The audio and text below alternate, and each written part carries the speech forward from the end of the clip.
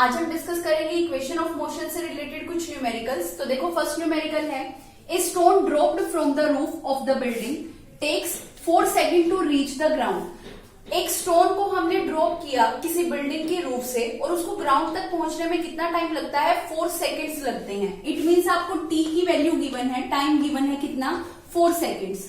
अभी कल हमने फ्री फॉल का केस डिस्कस किया था। फ्री फॉल क्या होता है? जब भी हम किसी ऑब्जेक्ट को किसी हाइट तक राइज करते हैं और उस हाइट से उस ऑब्जेक्ट को ड्रॉप कर दिया जाता है तो अर्थ उस ऑब्जेक्ट के ऊपर एक ग्रेविटेशनल पुल लगाती है और जिसके कारण वो ऑब्जेक्ट ग्राउंड पर जाकर गिर जाता है। अब देखो यहाँ पर जो एक्सेलरेशन प्रोड्यूस होगी उस ऑब्जेक्ट के अंदर, तो वो एक्सेलरेशन किसके कारण प्रोड्यूस हो रही है? Due to gravity. तो इट मींस यहाँ पर जो एक्सेलरेशन होगी वो किसके इक्वल होगी? एक्सेलरेशन ड्यू टू ग्रेविटी के इक्वल होगी, मींस जी के इक्वल होगी। और जी किसके इक्वल होता है? 9.8 मीटर पर सेकेंड स्क्वायर। अब देखो अगर मैं बात करूं इनिशियल वेलोसिटी, फ्री फॉल के केस में इनिशियल वेलोसिटी मींस यू की वैल्यू हमेशा हम क्या लेकर चलते हैं? 0 लेकर चलते हैं। तो यू की वैल्यू हम क्या लेकर चलेंगे? 0।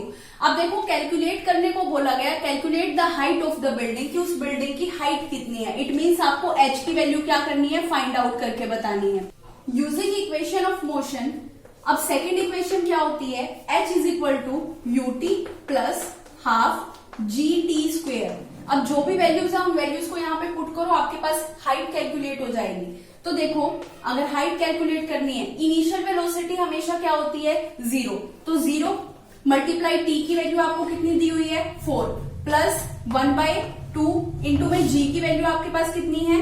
9.8 इंटू में टाइम कितना है आपके पास? 4 और टाइम का स्क्वायर। अब देखो ये टर्म तो हो गई क्या? 0। तो आपके पास बचा कितना? 1/2 इंटू में 9.8 इंटू में 16। इसको आप सोल्व करोगे तो आपके पास वैल्यू आएगी 78.4 मीटर। तो देखो हाइट आपके पास कितनी कैलकुलेट हो गई? 78.4 मीटर। देखो एक बार दोबारा से, किसी स्टोन को आपने किसी हाइट से ड्रॉप किया और उसको ग्राउंड तक पहुंचने में कितना टाइम लगा? 4 सेकेंड। मींस टी की वैल्यू आपको गिवन है 4 सेकेंड्स। अब देखो फ्री फॉल के केस में जो एक्सेलरेशन प्रोड्यूस होती है वो किसके कारण होती है? एक्सेलरेशन ड्यू टू ग्रेविटी के कारण। इट मींस एक्सेलरेशन आपको कितनी गिवन है? 9.8 मीटर पर सेकेंड स्क्वायर।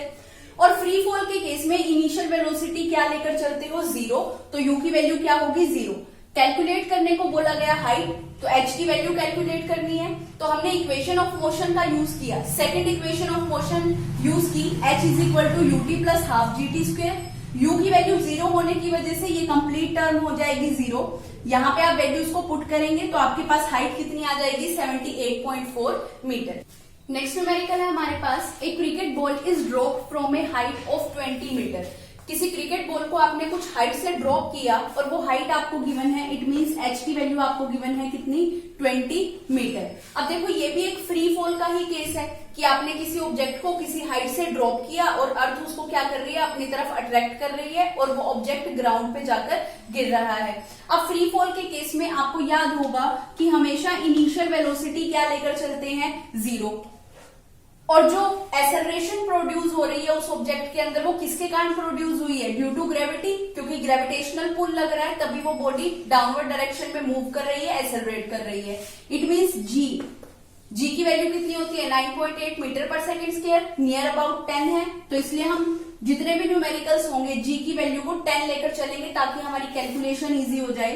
तो जी की वैल्यू हम लेकर चलेंगे 10 मीटर पर सेकेंड स्क्वायर। अब देखो आपको क्या कैलकुलेट करने को बोला गया? Calculate the speed of the ball when it hits the ground, कि स्पीड कितनी होगी जब जो बॉल होगी वो ग्राउंड पे हिट करेगी। इट मींस आपको v की वैल्यू फाइंड आउट करने को बोला गया कि फाइनल वेलोसिटी क्या होगी उस बॉल की। सेकेंड केस में आपको बोला गया calculate the time it takes to fall through this height, कि कितना टाइम लगेगा उसको इस हाइट को कवर करने में। तो देखो टी की वैल्यू भी आपको फाइंड आउट करके बतानी है कि कितनी होगी। अब केस फर्स्ट लेकर चलते हैं। केस फर्स्ट में आपको बोला गया है उस बॉल की स्पीड बतानी है कि उसकी फाइनल वेलोसिटी कितनी होगी। अब देखो इसको हम कैलकुलेट करने के लिए हम इक्वेशन ऑफ मोशन का यूज करेंगे। तो थर्ड इक्वेशन ऑफ मोशन होती है हमारे पास v square is equal to U square plus 2gh। इस फॉर्मूले से हम क्या फाइंड आउट कर सकते हैं, फाइनल वेलोसिटी कैलकुलेट कर सकते हैं। तो देखो B square is equal to U की वैल्यू हम कितनी लेकर चल रहे हैं 0 प्लस 2 इंटू में एच की वैल्यू कितनी है आपके पास 10 इंटू में हाइट कितनी गिवन है आपको 20।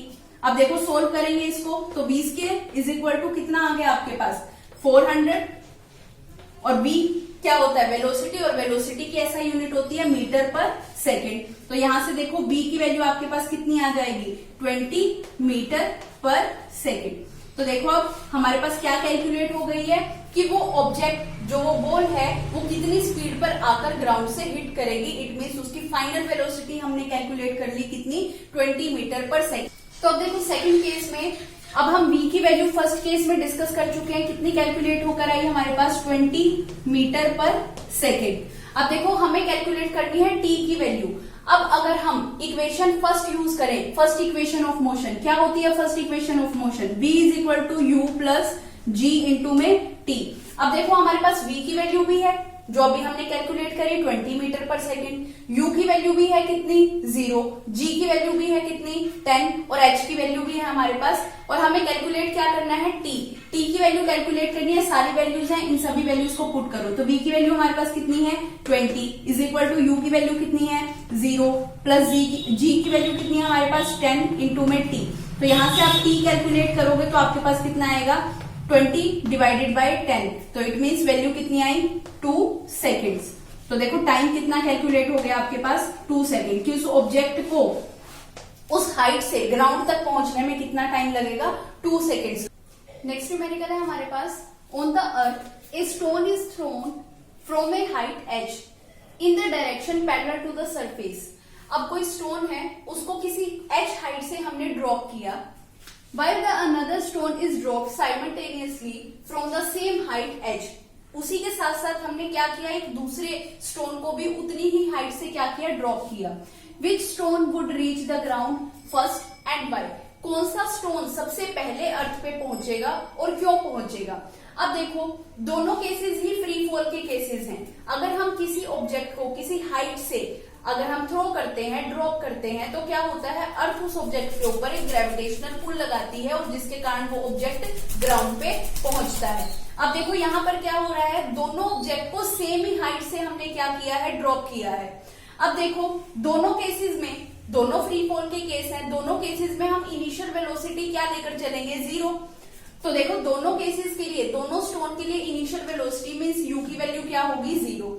अब एक्सेलरेशन किसके कारण प्रोड्यूस हो रही है, ड्यू टू ग्रेविटी के कारण प्रोड्यूस हो रही है, फर्स्ट स्टोन के लिए भी और सेकंड स्टोन के लिए भी। तो दोनों के केस में एक्सेलरेशन ड्यू टू ग्रेविटी कितनी होगी g होगी।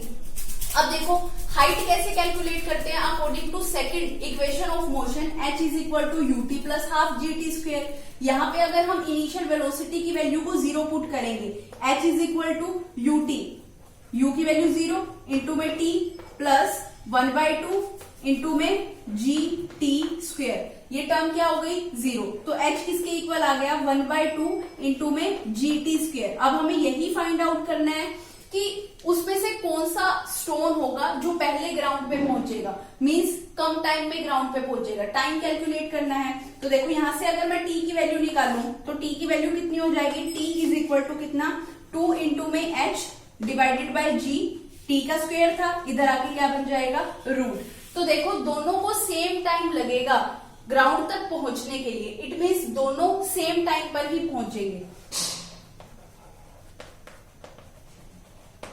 दोबारा देखो दो स्टोन लिए, दोनों को हमने h हाइट से ड्रॉप किया, दोनों ही फ्री फॉल के केस हैं क्योंकि जब भी हम किसी ऑब्जेक्ट को किसी हाइट से ड्रॉप करते हैं तो अर्थ उस ऑब्जेक्ट के ऊपर ग्रेविटेशनल पुल लगाती है और वो बॉडी एक्सेलरेट करनी शुरू कर देती है। तो अब देखो फ्री फॉल के केस में हम इनिशियल वेलोसिटी लेकर चलते हैं हमेशा 0।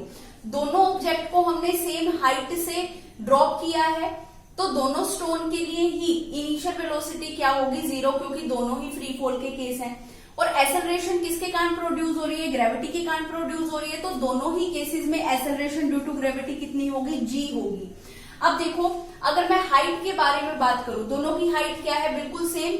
हाइट से हम क्या, height second equation of motion से हम क्या कैलकुलेट कर सकते हैं, टाइम पीरियड भी कैलकुलेट कर सकते हैं। तो देखो हाइट क्या होगी ut plus half G T square. u की वैल्यू 0 है तो ये पूरी टर्म हो गई 0, तो h कितना आया हाफ GT²। अब यहां से हमने कैलकुलेट किया टाइम पीरियड कितना आया √2h डिवाइडेड बाय g। अब देखो दोनों बॉडीज के लिए अगर इनिशियल वेलोसिटी सेम है, हाइट सेम है, acceleration due to gravity same है, तो दोनों के लिए टाइम पीरियड भी क्या होगा सेम होगा। इट मीन्स जो दोनों ऑब्जेक्ट होंगे वो ग्राउंड पे सेम टाइम पर ही पहुंचेंगे।